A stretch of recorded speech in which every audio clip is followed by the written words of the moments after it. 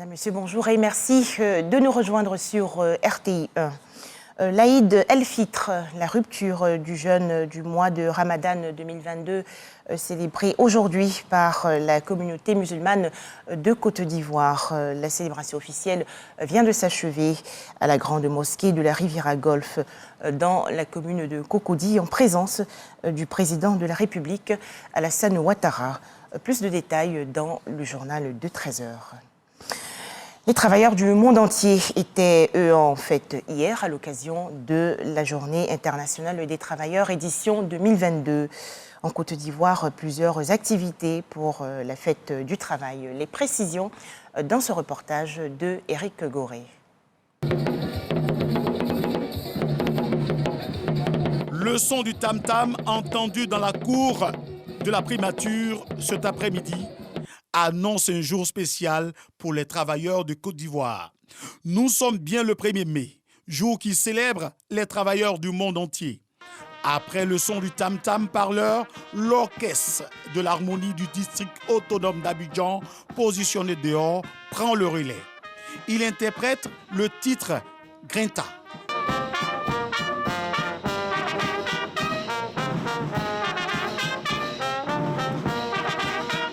Une musique d'accueil pour les grands événements. Voici les travailleurs de Côte d'Ivoire. Ces femmes et ces hommes participent chaque jour au développement du pays.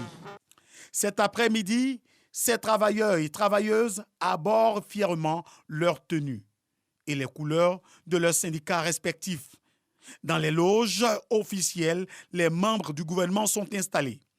Tout est réuni pour une très belle célébration. Une célébration qui va se terminer par une collation. Nous sommes ici présents pour restaurer toutes ces personnalités ici présentes. Voilà, donc nous avons environ, je crois, 500 personnes que nous allons restaurer aujourd'hui.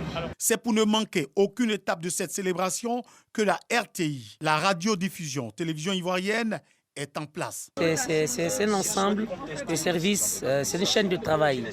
Donc j'ai une contribution d'un travail qui est fait ici. Nous sommes au palais de la primature, n'est-ce pas, pour faire la couverture de la cérémonie officielle de ce 1er mai.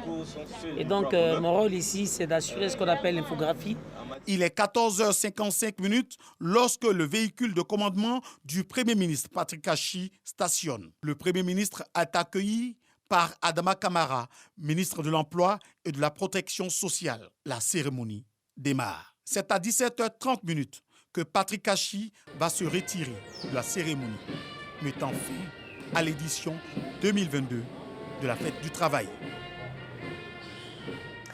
Célébration du 1er mai 2022. En France, 116 500 manifestants selon le ministère de l'Intérieur et plus de 210 000 selon la Confédération générale du travail.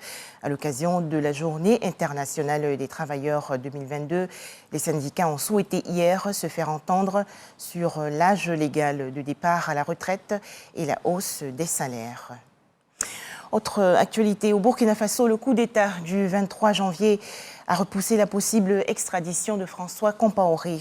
La Cour européenne des droits de l'homme qui a arrêté cette procédure en août dernier a en effet demandé aux autorités françaises et aux nouveaux dirigeants burkinabés de réitérer les garanties exigées pour permettre l'extradition du frère de l'ancien chef de l'État burkinabé. La France a demandé et obtenu un délai. L'État a jusqu'à demain, mardi 3 mai 2022, pour le faire. Au Tchad, la junte militaire qui a pris le pouvoir il y a un an reporte l'ouverture d'un dialogue de réconciliation nationale avec les oppositions politiques et armées prévu le 10 mai prochain à une date ultérieure. Annonce faite hier par le gouvernement tchadien. Il faut noter que ce forum doit déboucher sur une remise du pouvoir aux civils. Enfin, en Tunisie, le président de la République, Kaïs Saïed, a annoncé hier l'installation d'un comité chargé de rédiger une constitution pour une nouvelle république. Voilà, merci de nous avoir suivis à 13h, le journal de RTI 1.